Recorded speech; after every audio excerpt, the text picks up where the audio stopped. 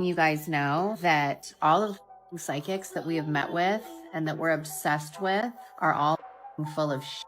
They all collectively, maybe 4 of them, have told me I was going to pass the bar. So they're all full pathological liars. Don't believe anything.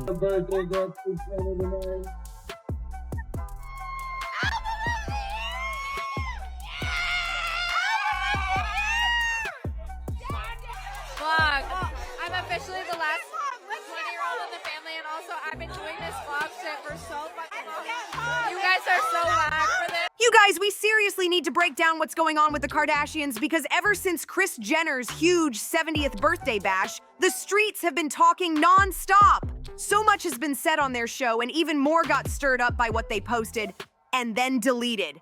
This family stays in the middle of a storm, and today we're diving into every word being thrown around about them and by them. So Kris hitting 70 was never gonna be a regular birthday with a simple dinner and a cute cake? Nope. This turned into a full-on fantasy spectacle that people online are comparing to something straight out of the Hunger Games.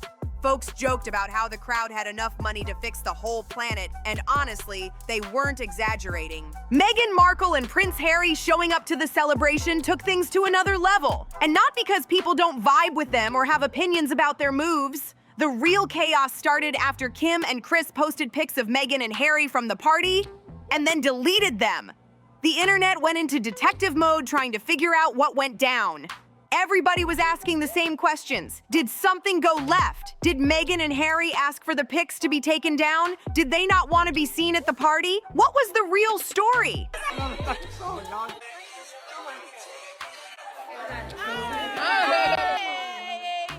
birthday party was a success. Birthday. I thought North was the TikTok. Going, if you wonder, is here. Bruno Mars performed.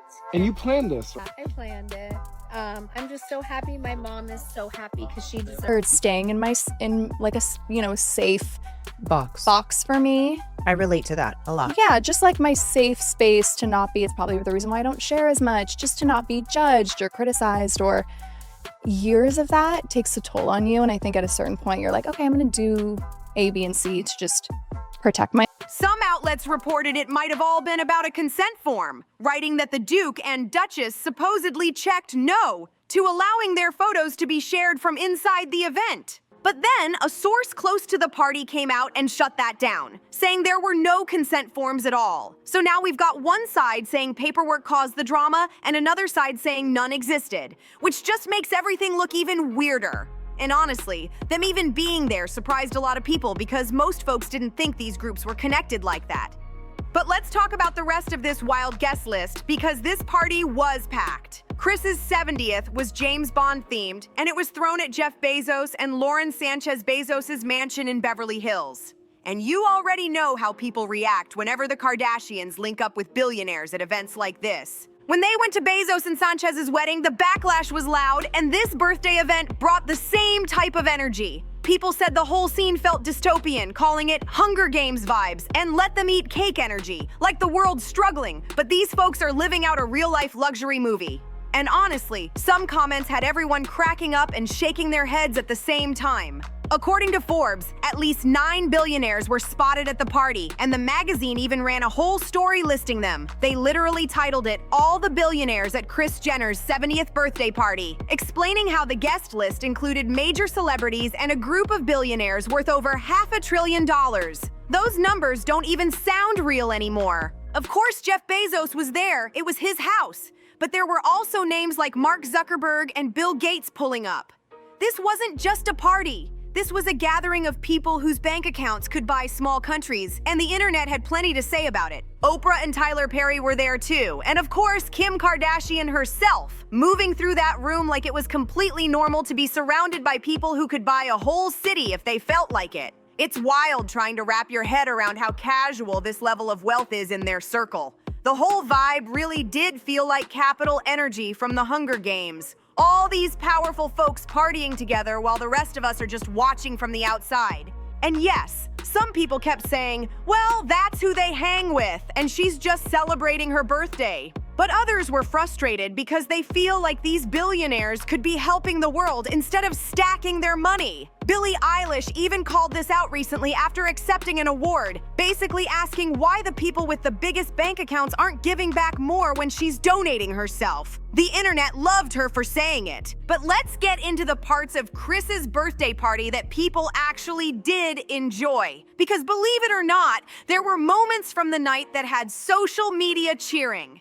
Kim decided she's officially in her vlogging era, and she hit TikTok with behind-the-scenes clips of her glam, her getting ready, and everything she did at the party. There were shots of Kris dancing with Justin Bieber, Kylie laughing it up, and the girls taking shots. And you could tell by the end of the night, they were definitely feeling those drinks. People online were fully entertained watching them let loose for once. Kim also threw in a clip where she joked that psychics are BS because 4 different ones told her she would pass the bar. And as we now know, that didn't happen. She kept it real and didn't try to hide anything, which honestly shocked people in a good way. She made it clear on Instagram last weekend that her results came in. She had told everyone in interviews that she took the exam this year and was waiting on November for the news. And when the day came, she didn't hit us with a polished photo shoot post. She simply wrote on her story, "Well, I'm not a lawyer yet, I just play a very well-dressed one on TV." And then explained she's 6 years into this law journey and still going strong until she passes the bar. She said no shortcuts, no quitting, just more studying and staying focused. She thanked everyone supporting her and reminded fans that falling short isn't failure, it's motivation. She said she was really close to passing and that only made her more determined. The energy was definitely let's go, and people respected that. And when it came to her vlog and the way she opened up, viewers had a lot to say. Folks online were calling for Hulu to fire their whole production team and hire whoever edited Kim's vlog because the clips were so good.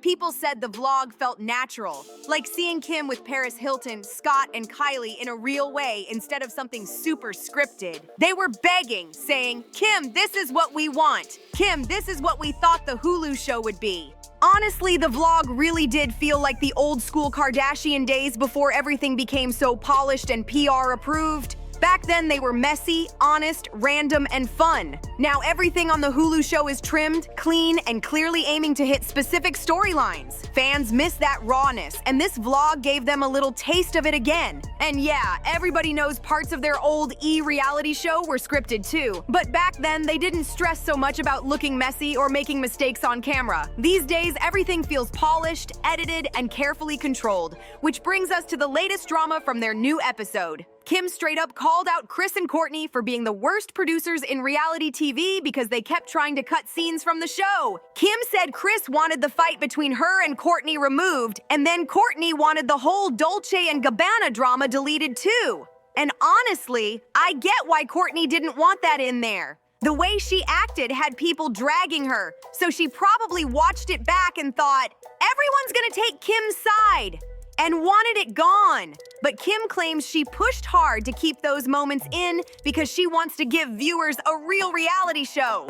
But fans were quick in the comments on re-uploaded clips, calling her out and saying, "Kim, we know you've cut a ton of stuff too." They were convinced she removed plenty of personal moments, especially anything connected to Kanye, to protect herself. And they weren't shy about pointing out that of course Kim wanted the Dolce fight included, because in that argument, the whole internet sided with her and made Kourtney look unhinged. People said they're sure there are times Kim is in the wrong, but we never see those because she gets them chopped out before they air. Anyway, moving on to the next wave of Kardashian-Jenner buzz, rumors started swirling again that Kylie Jenner and Timothée Chalamet had broken up. It feels like every few months someone claims they split, but this time fans thought it was legit. But just like always, the rumors got shut down fast. People started speculating after Timothy didn't show up to Kris Jenner's birthday party, and everyone online was like, where was he? Why wasn't he there? There were no pics, no sightings, nothing. And he wasn't at Kendall's 30th birthday either, which had fans raising eyebrows. But to be real,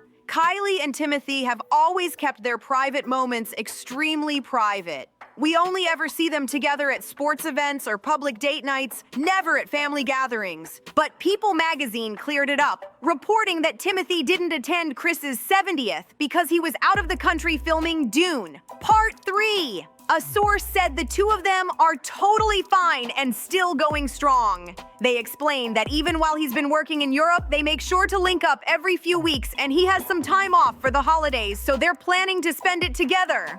Another insider said Timothy talks about Kylie constantly while filming Marty's Supreme, and Kylie even flew to New York to visit him on set.